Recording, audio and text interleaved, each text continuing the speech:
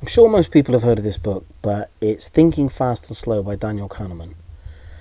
And it's about system 1 within your head and system 2, and system 1 being your, if you want to call it your subconscious. It just makes decisions on the fly, and you don't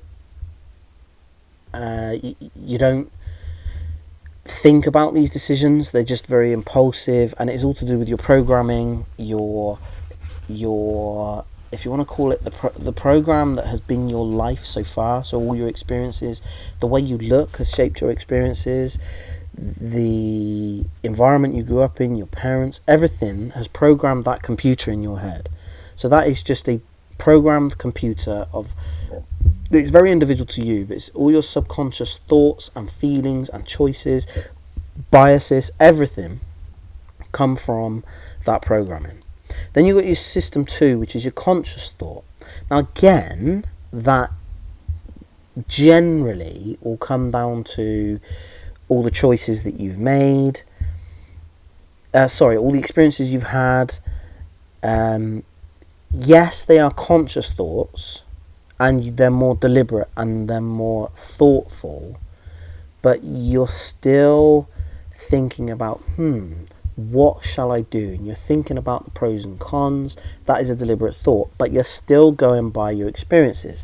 Do I want to go to the beach today, or do I want to go to the shops today? Well, the last time I went to the beach, it rained hard, and so you're still going by experiences that you've had previously.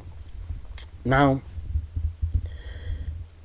I have always had an opinion on this book, and that is that there is another level, a sub level, or a system 3, if you want to call it that. And this system 3 is a system that is aware, self-aware of system 2. So system 2 is you going, I'm thinking about whether I want to do this or this or this. But system 3 is thinking, I'm aware why system 2 has those biases. System 2 wants to go to the cinema to watch this film because system 2 is lazy and is trying to put off doing that work. So you're thinking outside, you're kind of third person. You're thinking about the choices that your system 2 is making and why those decisions are being made. So yes, they're not impulsive decisions, they're more deliberate decisions, but they are also still pre-programmed decisions. So you can look outside of that and say, as if you were looking at someone else and say, why did that person make those decisions? So this is a system 3. These are conscious decisions, in what I would call conscious decisions. You have your subconscious impulsive, your subconscious deliberate. So these are all decisions made by your computer within your head and your pre-programming. And then you've got your conscious decisions, which I don't believe many people have. Many people have the ability to have original thought or see themselves in the third person, or their decisions in the third person, or their thoughts in the third person, and appreciate that, my body wants me to be angry because it's a defense mechanism, because my body is afraid of what is happening, but I'm going to choose to ignore that anger response because I understand why it wants me to do that. A lot of people don't think like that. I'm not saying it's better, but it's something that I do, and I think it is let's just call it a neurological disorder, probably because of all the issues I've had in analysing and all these different things. But regardless, I've made a table to illustrate this in terms of how it affects leadership. Now, if you look at, I would call them selfish managers. Now, what I want to really emphasize is that a lot of people see the word selfish as negative, and a lot of people see managers as inferior to leaders. And I really, really, really want to emphasize this. Leaders are not the same as managers. Leaders are a different animal. Leaders are, if you want to call it, I don't know, because I'm trying to think of something. Leaders are a lizard and managers are a snake. No one is better than the other. I was going to say like a dog and a cat, but some people say that dogs are better than cats. I think that they are. My theory is that they are completely different. They are completely different, and they have different job roles. The manager, the superior manager, is very selfish, but I don't mean in a bad way. I'm not saying that they are horrible and rude. That's not what I mean, which is why I think a lot of people they have a negative connotation with the word selfish. Forget that description that you think you know. Let's call it instead self-serving. So that subconsciously self-serving. So that manager wants to win. That manager wants a promotion. That manager wants their team to be the best. But for all of those reasons, it is about that manager. It is about the manager getting the promotion, the manager earning more money, the manager getting the recognition, the manager feeling good about, getting a little tickle on the belly from the CEO because they've done well. It's all of those things, and that, to me, is what a manager is. So subconsciously, that manager is selfish because they want to win. They will get that information, and then the information from, say, their manager, and they will say, right, this is how I'm going to distribute it, and I'm going to be the best manager. I'm going to be super organised. I'm going to motivate my team. I'm going to galvanise everyone together. I'm going to get rid of the bad apples. I'm going to be the best tactician. I'm going to make sure that everyone's happy and make sure that my team are looked after, make sure that all of my customers, my clients, whoever they are well looked after, and I'm going to win, and I'm going to be the best. It's still a manager. You are just a very, very, very good manager. So when people say, oh, we're going to make our managers into leaders, shut the fuck up. It's ridiculous. It's like saying we're gonna take all of these. It's like what Michael Jackson was trying to do. Trying to go from being a black person into a white person. You're talking bollocks. Stop trying to make... it winds me up. You're within a managerial environment. Stop trying to make someone something that doesn't fit. It's like saying we've got football players, and what we're going to do is we're going to make our football players, because...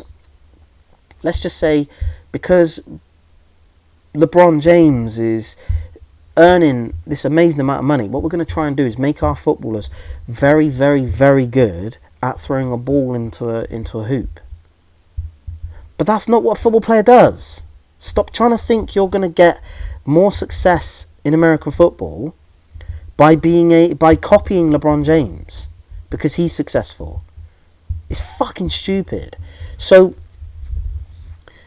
really grates me. But so anyway, if you see being selfish as a negative, you need to change your mindset, because it's not saying that you don't share. It just means everything you do is about you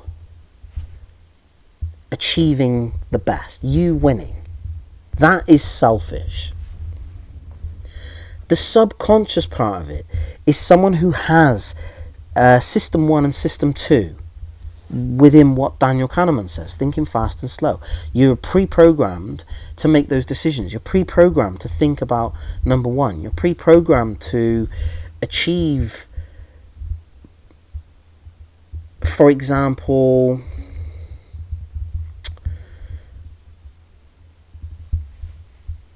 you're in school.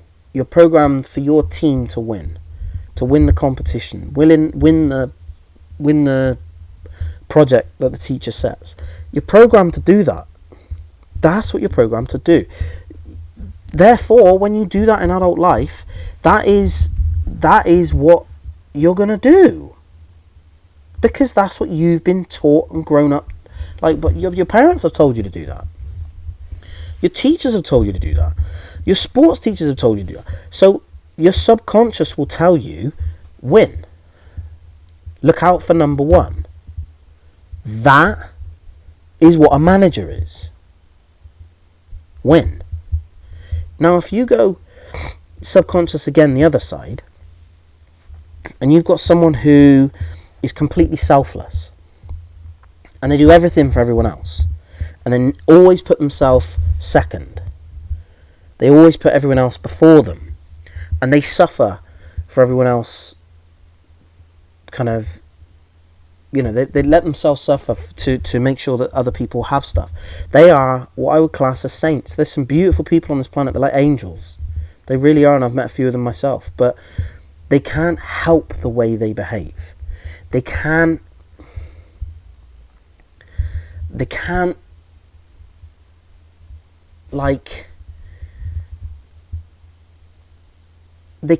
do anything bad, even if they wanted to.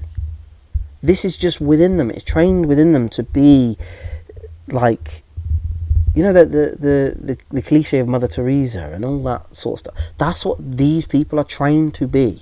From day one, it is you're programmed to look after everyone else and put everyone else before you.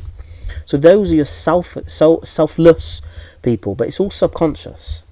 System 1, System 2. Here's where you get to the dickheads. The conscious. Now, the selfish people who are very conscious of what they're doing, they're very dangerous. They're nasty, they're narcissists, they bully, they manipulate, they twist, they send people mad. Like those toxic just narcissists who purposely gaslight and drive people insane, and they know what they're doing. They're horrible people.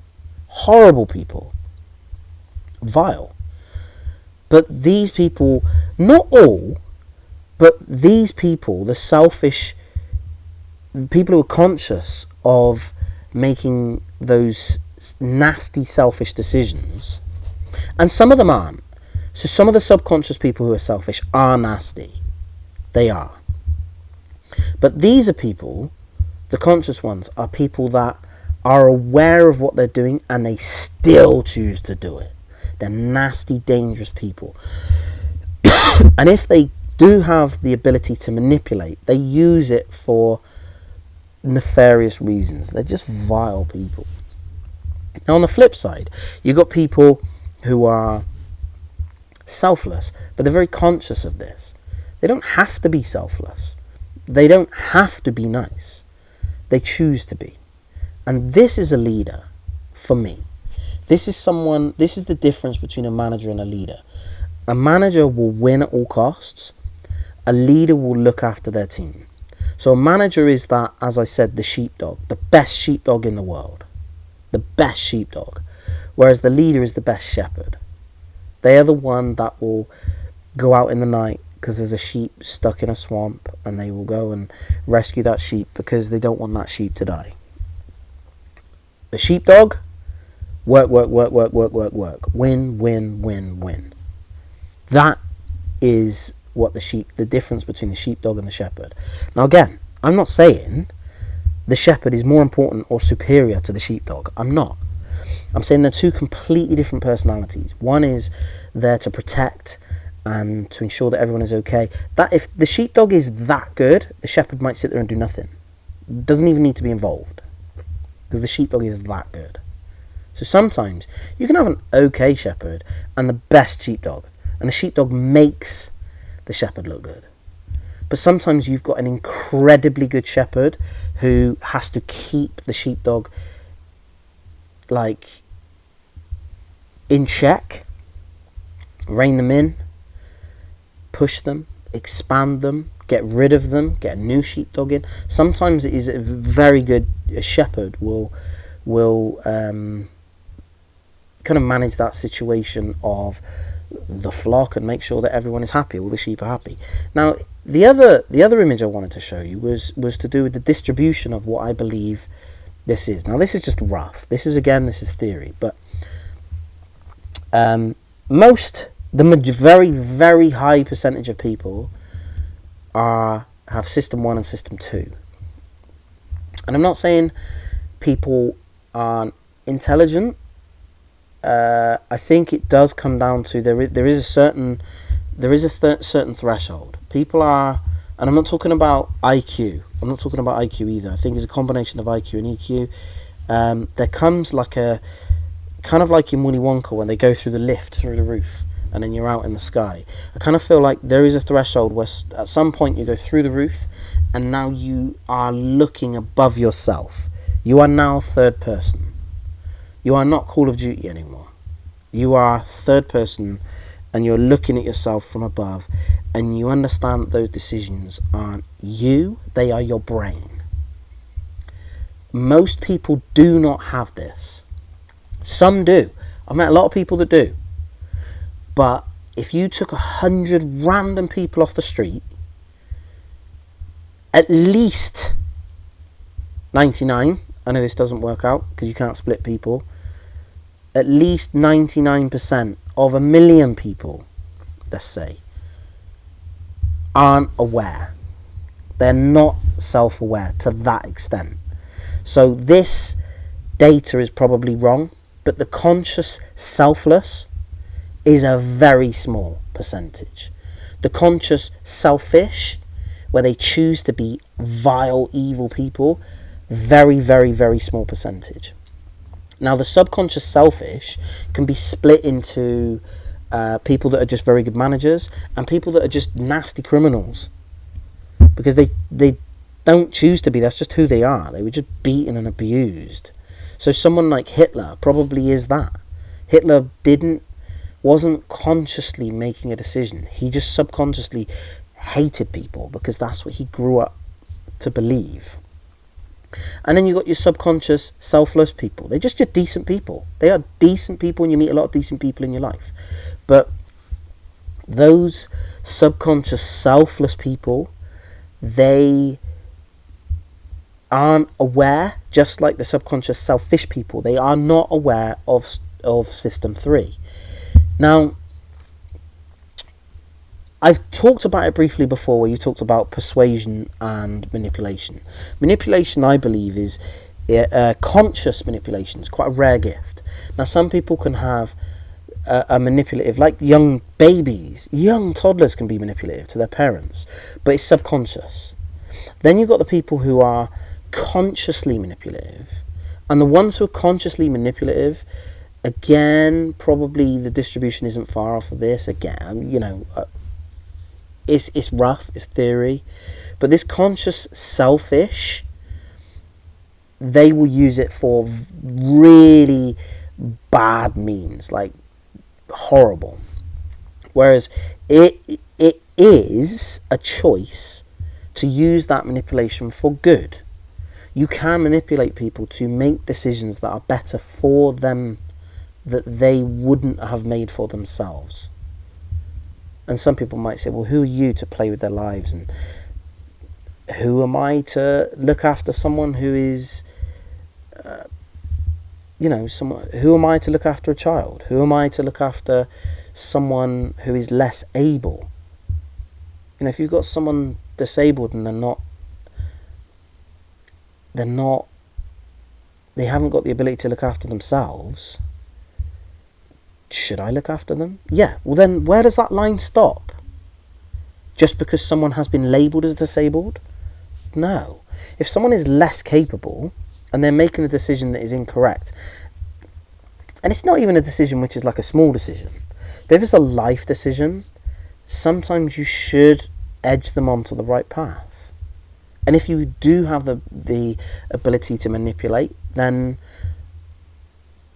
I think you have a responsibility to do that, kind of like the whole Spider-Man, great power comes great responsibility. I do believe you should be nudging people onto the right path. But anyway, I just wanted to share that because that is a theory that I've been looking at recently, and I'm probably going to get a lot of shit for it. A lot of academics hate theory. You know, oh, this doesn't follow what's been said before, and I couldn't give a fuck half the time, because some academics I speak to are so smart. They really are. I love talking to them. And then there's others that I don't think are. There are a lot of people out there who have PhDs, and I'm shocked they know how to spell PhD, in all honesty. It's, again, a very subconscious thing. They're probably very good at writing papers, but they haven't got an original thought in their head. Not one. So I think, you know, maybe they can do some research and prove that A and B together make C, but they can't theorize. I think theory is a very, very difficult thing for some people to understand. And like I said, original thought. Anyway, I'm getting a little bit off topic again, but I do believe this whole... I really want to dispel the definition and what would you call it? What's the word? Stereotype. So the stereotype that people have for the word selfish, the definition. When people hear the word selfish, the definition they give, I don't believe is right. I think someone can be selfish and good. They can be a good person, but what they do is for themselves. So they are good to other people because it makes them feel good. That's selfish. To be selfless is to suffer for other people because you feel you have a responsibility and a duty to. That's selfless. So one is a duty, and the other is because it makes me feel good, I'm going to do something good for other people. So there's nothing wrong with being selfish. Like I said, you can be selfish and a good person. And I also think that there's nothing wrong with being a manager. Being an incredibly good manager. If anything, it's better to be a manager. You're probably going to be more successful in life. I think a lot of very good CEOs, a lot of very good entrepreneurs are probably more incredible managers than they are leaders, because leaders will, I think in most cases, not all, but sometimes they will make wrong decisions to protect people when they probably shouldn't. Maybe. But I also think you can be very good managers and a very good manager and leader. You can be both. I don't think you need to be either or. You don't have to be either a manager or a leader. I think you can be. I think someone who is a leader, which is a personality thing, can learn to also be a manager. But then the leader bit will always override the manager bit, because it's a personality trait, where I think being a manager is more of a skill set, being a good manager. So yeah, I do want to look into this. I also want to dispel the again, the definition of people being subordinate. Also alphas. That word annoys me. I do really want to look at this, and I want to do some research on the stereotype and what people believe an alpha is. Oh, and I'll tell you one other thing. Going back to this distribution graph that I did. Something else I wanted to say is I do believe that the subconscious selfless and subconscious selfish, I do think is massively determined by your culture. I do think a lot of first world countries with high GDP are very selfish inherently, and then a lot of poorer countries, poorer people, generally are a lot more selfless. I know poor countries where people will share their last bit of food, and they're happy with just smaller things. They're very selfless. They don't think about just themselves because they know what it's like to go without. Whereas in those first world, if you want to call them entitled environments, you get a lot more subconsciously selfish people. They don't understand that they are selfish, but they just are. So again, I really want to look into these definitions. I believe that the definitions and the stereotypes are what causes a lot of issues with followership. I think that is one of the main issues with followership and people that follow leaders, is that they look at a leader and the stereotype is wrong. The stereotype of an alpha is wrong. The stereotype of someone who's subordinate is wrong. Stereotype of a manager is wrong. Stereotype of a leader is wrong. And society has taught people to have this definition, which probably needs a different name. Or what people believe it isn't. So when people say, oh, leaders and managers are the same thing. No, they're not. No, they're not. No, they're not. A leader and a manager you can have someone who's both, and you can have someone who is a good. You can have someone who's a shit leader, but it's within their personality to be a leader. Maybe they're just not as strong a leader, so they can still be a leader, and they're an incredibly good manager.